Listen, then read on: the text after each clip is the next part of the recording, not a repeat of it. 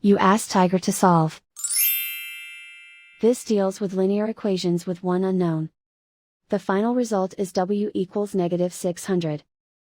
Let's solve it step by step. Move the negative sign from the denominator to the numerator. Isolate the W. Multiply both sides by 20.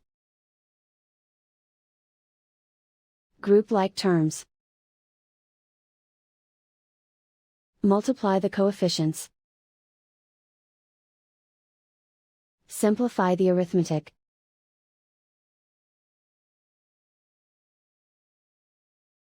Convert the W into a positive number. Multiply both sides by -1. Remove the ones.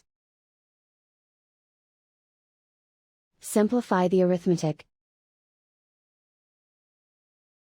And so the final result is W equals -600.